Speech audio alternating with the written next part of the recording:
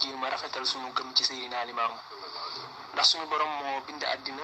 ñi ñëw ci àddina ñëpp moo leen fi indi waaye ku ci nekk da nga am mission. xam nga ne am na ñoo xam ni suñu borom mi yabal ay yonent am na ñoo xam ni yonent yooyu seen rôle mooy ñu transmettre message yi mais am na ñoo xam ni seen rôle mooy ñu taxawu ci faasu yonent yooyu ne li ñuy yëkkati du fi jube.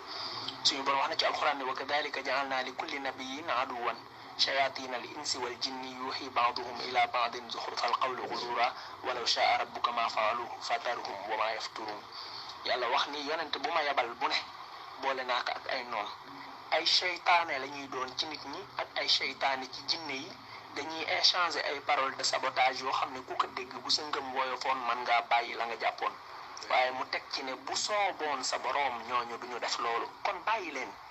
ak la ñuy sos ñu dem seen yoon ñooñu loolu mooy seen rôle. waxat ci alxuraan ni la tublawunna fi amwalikum wa anfusikum démb bi yonent bi wootee màkk nit ñi am ñu ko gëm am ñu ko weddi ñi ko gëm suñu borom may wax ak ñoom ci alxuraan ne leen maa ngi waat ci sama màggaay parce que wax ji laamul xasam la ko tàmbalee la tublawunna fi amwalikum wa anfusikum ne leen musiba yu rëy dina leen dal ci seeni alal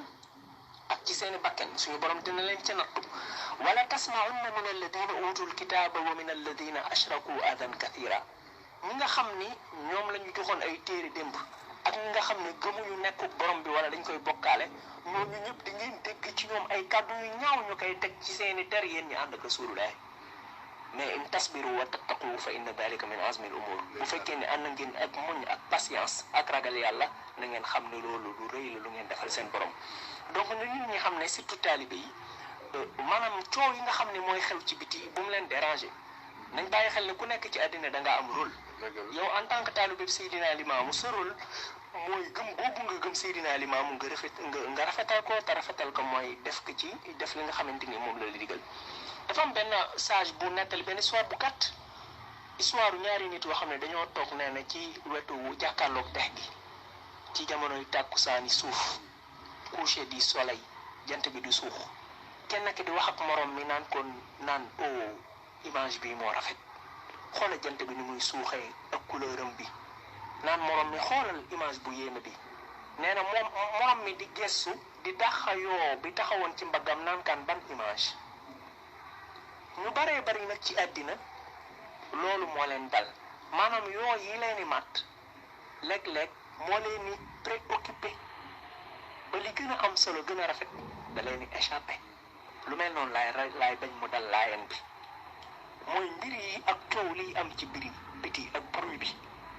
itteel mu ci nekk di werante ko wax fu ne mu dugg ci ba fàtte li gën a am solo ci moom te mooy jëfe li ko bàyyi lay digal te jëfe li la bàyyi lay digal mooy coucher du soleil yoo boobu di mat mooy léeg-léeg kàddu yi ngay dégg ñu koy teg ci deru ñi nga gëm da nga xam ne du ay kàddu yu rafet mais bàyyi leen nga concentré wu yow ci li nga xamante ni moom la Seydina Limaamu digal parce que jaamu yàlla kese la ñu digal moom kese la sàkku ci ñun buñ deful loolu defuñu li ñu Seydina Limaamu dëgg la imaam Saxiir dafa wax ni Seydina Limaamu dani magat ndaw ak góor ak jigéen la maam li baas ni jaamu leen donc jaamu yàlla kese moo ko fi indi woon incité ñu pour ñu taxaw ci moo ko fi indi woon Seydina Isa bi mu ñëwee imaam Saxiir dane wuutu na njiin ñeent fukki at waaye jullee ka wóor la digle it naa leen ibaadaat yi namat sax leen ci jaamu rabbal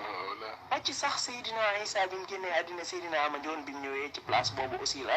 la teg tànkam Baye Mandione moo am ngëneel moo doylu moo muñ moo di góor am na xam-xam am di raayaak may yu rëy booleeg salaam toppaleen yàlla ak yoneen loolooy waxam ak moytu leen àddina seytaane bànneex kon nañ gis ne lii na nekk suñu point de focalisation bu ñu itteewoo beneen mbir ñi nga xam ne nag duñu ay laayeen ñu fexe ba relation bi doon relier Seydina Isa ak yeneen kër yi relation bi doon relier Seydina Isa ak chrétien yi ak tubaab yi nga xam ne nekk ñu woon ci lislaam ñu fexe ba relation bi ñuy relier ak képp ku dul laayeen àgg ci niveau boobu ñu bëgg leen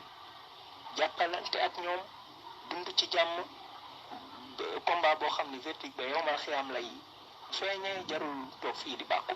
nañ concentré wu ci li ñu tax a jóg wa axru